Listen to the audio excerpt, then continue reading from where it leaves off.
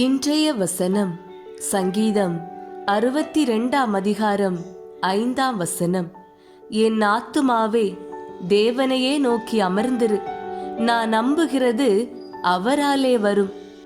பிரியமானவர்களே, நம்பிக்கையற்ற உலகில் ஒவ்வொரு நாளும் தேவ கிருபையினால் வாழ்ந்து வருகிறோம். பல தரப்பட்ட போராட்டங்கள், நெருக்கங்கள், பொருளாதார பிரச்சனைகள் என பல விதங்களில் இந்நாட்களில் மக்கள் மிகுந்த கஷ்டத்தின் வழியாய் கடந்து போகிறார்கள். இந்த செய்தியை கேட்கிற உங்கள் வாழ்க்கையும் பல நெருக்கம் நிறைந்ததாக காணப்படும் என்றால், கர்த்தருக்குள் உங்களை திடப்படுத்திக் கொண்டு ஆண்டவர் மேல் நம்பிக்கையாயிருங்கள். வாழ்க்கையை வென்று காட்டுகிறேன் என்ற நல்ல எண்ணத்துடன் திருமண வாழ்க்கையை ஆரம்பிக்கின்றவர்கள் எதிர்த்து வரும் சிறிய சவால்களை கண்டு கலங்கி போகின்றார்கள். எதுவும் தங்களை பிரிக்க முடியாது என்று சபதம் கூறியவர்கள் பிற்பாடு தள்ளாடி போய்விடுகின்றனர். ஒருவேளை உங்களுக்கு தீங்கு செய்ய அநேக ஜனங்கள் எழும்பலாம். உங்களை குறித்து இழிவாக பேச விரும்புபவர்கள் அநேகமாயிருக்கலாம். தங்கள் வாயினால் ஆசீர்வதித்து உள்ளத்தினால் சபிக்கிறவர்கள் இருக்கலாம். ஆனாலும் தாவீது சொல்வது போல, நான் தேவனையே நோக்கி அமர்ந்திருப்பேன், நான் நம்புகிறது அவராலே வரும் என்று நம்பிக்கையோடு இருங்கள். ஒரு வணிகர் ஒரு விமானத்தில் ஏறினார். அது 3 பேர் அமரும் இருக்கை. ஒரு நடுத்தர வயது பெண் ஜன்னலோரமும் நடைபாதை அருகே ஒரு சிறிய பெண்ணும் இருந்தார்கள்.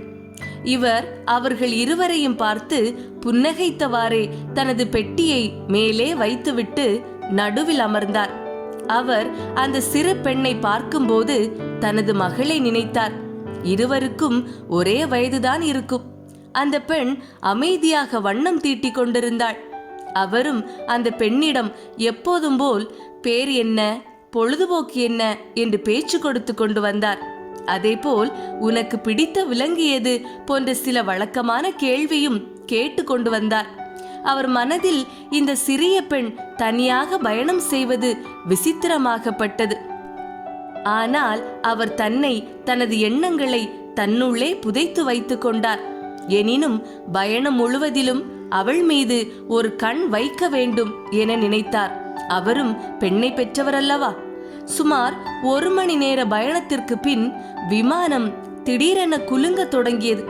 பைலட் ஒலிபெருக்கியின் மூலம் பயணிகளிடம், நாம் கடினமான வானிலையை எதிர்கொண்டிருக்கிறோம், தங்கள் இருக்கை பெல்ட்டுகள் போட்டுக்கொண்டு அமைதியாக இருக்க வேண்டும் என்று அனைவருக்கும் கூறினார்.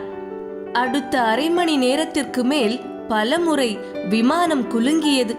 சிலர் உயிர் பயத்தில் அழுது கொண்டிருந்தனர் மற்றும் பலர் பிரார்த்தனை செய்து கொண்டிருந்தனர். இத்துணை விஷயங்கள் நடந்த போதும் அந்த சிறிய பெண் மிகவும் அமைதியாக இருந்தாள். அவள் கலரிங் புக், பென்சில் எல்லாத்தையும் பேக் செய்துவிட்டு அமைதியான முகத்துடன் இருந்தாள். இவருக்கோ ஆச்சரியம் தாங்கவில்லை. இவ்வாறாக ஒரு வழியாக விமானம் தன்னிலை அடைந்தது. மீண்டும் பைலட் நிலைமை சுமூகமானதையும் இன்னும் சற்று நேரத்தில் தரையிறங்க போவதாகவும் அறிவித்தார். அத்தனை பயணிகளிடமிருந்தும் ஒரு பெருமூச்சு வெளிப்பட்டது. பின்னர் அவர் அந்த சின்ன பெண்ணை நோக்கி பாராட்டுதலாக, இந்த சிறு வயதில் உனக்கு எவ்வளவு மனதைரியம்!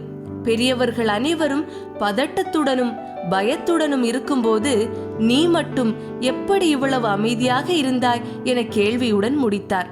அந்த பெண் சிரித்து கொண்டே, பைலட் என் தந்தை, அவர் எப்படியும் என்னை கவனமாக தரையிறக்குவார் என எனக்கு தெரியும், எனவே நான் பயப்படவில்லை என கூறினாள்.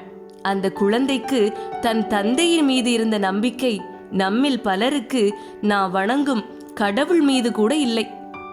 நம்பிக்கை வாழ்க்கைக்கு முக்கியமானதாகும். நம்பிக்கையின் அஸ்திவாரத்தில்தான் இந்த சமூக அமைப்பு சுழன்று கொண்டிருக்கிறது. பெரிய வலைப்பின்னல்களைப் போல ஒவ்வொருவருக்கிடையும் மெல்லிய நூலிழை போன்ற நம்பிக்கை இழையோடி கொண்டிருக்கிறது. ஒவ்வொருவருக்கிடையும் எந்த பந்தமோ உறவோ சம்பந்தமோ இல்லாவிட்டாலும் நம்பிக்கை என்ற நூலிழையில் எல்லோரும் பிணைக்கப்பட்டிருக்கிறோம்.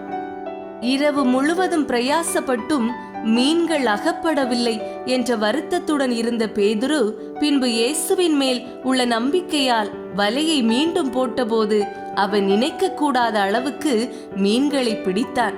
சூழ்நிலைகள் எதிராக வரும்போது தேவனையே நோக்கி அமர்ந்து அவருடைய உதவிக்காக காத்திருந்து அவரையே நம்பிக்கையாக வைத்துக் கொள்ளுங்கள். அப்பொழுது நீங்கள் அசைக்கப்படுவதில்லை. ஜெபம். இரக்கமுள்ள தேவனே, என்னுடைய வாழ்வின் நிலையை அறிந்தவர் நீர் ஒருவரே. நான் உம்மை நம்பி இருக்கிறேன். என்னை அழுத்தும் சவால்களை மேற்கொள்ள பெலன் தாரும். பிரச்சனைகளை கண்டு துவண்டு விடாமல் உம்மை நம்பி நடைபோடவும், எந்த சூழ்நிலை எங்களை நெருக்கினாலும் உம் மீது உள்ள நம்பிக்கை துளி அளவும் குறையாமல் என் தகப்பன் என்னை காத்துக் கொள்வார் என்று தைரியமாக வாழ்வை கடந்து போகவும் கிருபை தாரும். ஒவ்வொரு வினாடியும் உம் பாதம் அமர்ந்து தியானிக்கின்ற கிருபையை எங்களுக்கு தாரும். இயேசு கிறிஸ்துவின் நாமத்திலே ஜெபிக்கிறோம் எங்கள் நல்ல தந்தையே. ஆமேன், ஆமேன்.